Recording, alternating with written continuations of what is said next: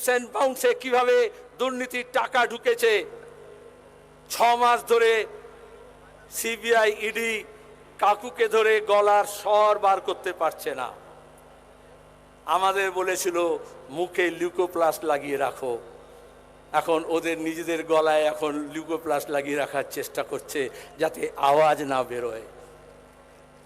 আচ্ছা আপনি বলুন তো, ওই যে কেসিনাগের অঙ্ক হতো না পাটিগণিতে ছোটবেলায়, যদি একটা কাকুর গলার স্বরের স্যাম্পল নিতে 6 মাস লাগে, তাহলে একটা পিসির গলার আওয়াজ বন্ধ করতে কত মানুষ লাগবে? আরো মানুষের কাছে যেতে হবে। এখনো যাদেরকে ভাওতা দিয়ে হোক, ফেরেববাজি করে হোক, হেজাব করে হোক, ধর্মের নামে হোক, চণ্ডী পাঠের নামে হোক, গীতা পাঠের নামে হোক ভুল বোঝানো হচ্ছে, তাদের কাছেও যেতে হবে। সব মানুষকে আমাদের দরকার আছে। ওই তৃণমূলের যারা তলায় কর্মী আছে তাদেরও বলছি, বলেছিল কংগ্রেসে পাত্তা পাচ্ছি না, যারা ঘাসের নিচে আছে, হাটে মাঠে আছে, তাদেরকে তুলবো, কাউকে তোলেনি। একটার পর একটা IAS IPS, chief secretary, DG police, home secretary রিটায়ারমেন্টের পরে তাদেরকে পুষছে।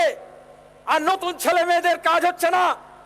সরকারি দপ্তরে যে আইএস আইপিএস আছে তাদেরও বলি, যে ডব্লিউবিসিএস আছে তাদেরকে বলি, পঞ্চায়েতের ভোটে বাক্স বদল করে, ভোট লুট করে, গুন্ডা বদমাইশকে সার্টিফিকেট দিয়ে, বামপন্থী নির্বাচিত সার্টিফিকেট না দিয়ে, আর ওই বিডিও অফিস থেকে পেছনে ব্যালট বাক্সের ভোটগুলো ফেলে দিলে, পুকুরে ডুবিয়ে দিলে আপনারা মনে করছেন আপনারা খুব ভালো থাকবেন। সে কথা ভুলে যান।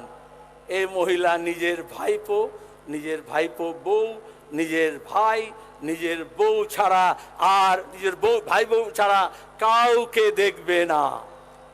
পার্থ চ্যাটার্জি কি কেঁদে কেঁদে বলেছিল, ধরা পড়ার পরে দিদিকে ফোন করলাম, ফোন সুইচ অফ করে দিয়েছে।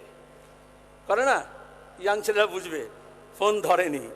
তাহলে যদি পার্থ চ্যাটার্জি এরকম বিশাল নেতা, তার যদি ফোন অফ করে দেয়, এইসব ফচকে কুচকে এদের কথা শুনবে?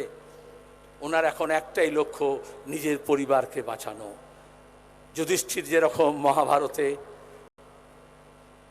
দ্রৌপদীকে, হস্তিনাপুরকে পাশা খেলায় সব বাজি ধরেছিল, আজকের নতুন শকুনির কাছে মমতা ব্যানার্জি এ রাজ্যের ভবিষ্যৎ, এ রাজ্যের যৌবন, এ রাজ্যের সম্প্রীতি, এ রাজ্যের ঐক্য, এ রাজ্যের সৃষ্টি, এ রাজ্যের শিল্প সবটাকে বাজি ধরতে দেব? বাংলাকে হারতে দেব? ভাইপোকে বাঁচানোর জন্য আর সোনা পাচারকারী আর টাকা পাচারকারীকে বাঁচানোর জন্য এই বাংলার ভবিষ্যৎকে আমরা লুট হতে দেব? তাহলে আমরাও তৈরি, জান বাজি নিয়ে আমরা এই বাংলাকে বাঁচাবো। যদি বাংলা না বাঁচে, দেশ বাঁচবে না। 2 শতকের ইতিহাস, বাংলার নবজাগরণ, আমাদের শিল্প, বিজ্ঞান, সংস্কৃতি, স্বাধীনতা সংগ্রাম, দেহ চর্চা থেকে মনোচর্চা, মুক্ত বুদ্ধির চর্চা, পল্লী জীবন, সাংস্কৃতিক জীবন, রাজনৈতিক জীবন এই দেশকে পথ দেখিয়েছে। আজকে এই দেশকেও সামলাতে হবে। যারা দেশকে লুট করছে, বিমানবন্দর বেচছে, রেল বেচছে, পোস্ট অফিস বেচছে, ব্যাংক বেচছে, যারা আদানি আম্বানির সেবা করছে, তারা বাংলাকে বাঁচাবে না। আর এজন্যই আমাদেরকে যদি দেশকে বাঁচাতে হয়, তার আগে বাংলার পুনর্জাগরণ দরকার। বাংলা ভবিষ্যতে দেশকে পথ দেখাবে। আমাদের সংবিধান, আমাদের সাংবিধানিক শাসন, আমাদের ধর্মনিরপেক্ষতা, আমাদের সংসদীয় গণতন্ত্র, আমাদের যুক্তরাষ্ট্রীয় কাঠামো, এই সবকে আমাদের বাঁচাতে হবে। এই সব নিলাম হচ্ছে। আর এজন্যই দক্ষিণ পন্থার এত বলা হয়েছে। ওরা বলেছিল লাল হটাও, দেশ বাঁচাও। লাল হটেছে কিন্তু দেশ বাঁচেনি। তাই দেশকে বাঁচাতে হলে আবার লালকে মজবুত করতে হবে।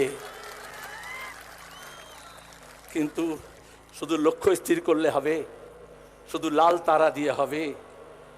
এটা যা দেখছেন এ তো বীজতলা। যারা বাংলার চাষবাস জানেন, ধান চাষ জানেন, অনেকে জানে না দেশের, আমরা সরাসরি মাঠে গিয়ে ধান লাগাই না, আগে বীজতলা তৈরি করতে হয়, সেখান থেকে অঙ্কুরোদ্গম হয়, চারা তৈরি হয়, তারপরে আমাদের মায়েরা বোনেরা কোমর বেঁকিয়ে সেই চারাগুলোকে বীজতলা থেকে তোলেন, গোছা গোছা করেন, তারপরে মাটিতে গিয়ে ওটাকে আবার রোপণ করতে হয়, তারপরে অনেক সেচ দিতে হয়, অনেক জন্তু জানোয়ার থেকে বাঁচাতে হয়, অনেক আগাছা নির্মূল করতে হয়, তারপরে কাস্তেটাকে শান দিতে হয় যাতে নতুন ফসল ঘরে গোলায় তোলা যায়। তাহলে তারা তো স্থির হলো। আমার কৃষক ভাইদের বলবো, ক্ষেত মজুর ভাইদেরকে বলবো, বাংলার কিষানকে বলবো, হেই সামালো ধান হে, কাস্তেটা দাও শান হে।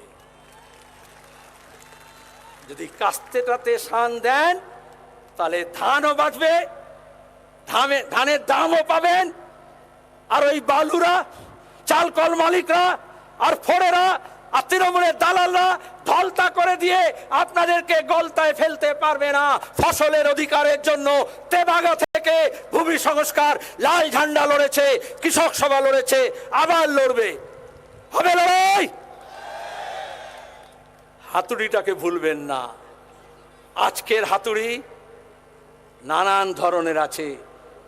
যারা কলম পিষছেন, যারা কম্পিউটারে কাজ করছেন, যারা মোবাইলে কাজ করছেন, যারা স্কুটার নিয়ে খাদ্য ডেলিভারি করছেন, ছুটছেন, যারা ওলা উবের চালাচ্ছেন, গিগ ওয়ার্কার যারা আছেন, যারা রাজমিস্ত্রি আছেন, যারা শাবল গাঁইতি নিয়ে কাজ করছেন, যারা নতুন মডার্ন মেশিনারি নিয়ে কাজ করছেন, এই সব হাতিয়ার চালায় কিন্তু মজুর মেহনতি মানুষ। হাম মেহনত কস ইনসান। তাই তো তার কোনো হিন্দু নেই, তার কোনো মুসলমান নেই। যখন সিলকিয়াতে টানেল ভেঙে পড়ল, অনেক দেশি বিদেশিরা এলো, অনেক যজ্ঞ হলো, মন্দির হলো, কিন্তু এই মজুররাই তার শাবল গাইতি নিয়ে গর্ত খুঁড়ে প্রাণ বাঁচিয়েছে।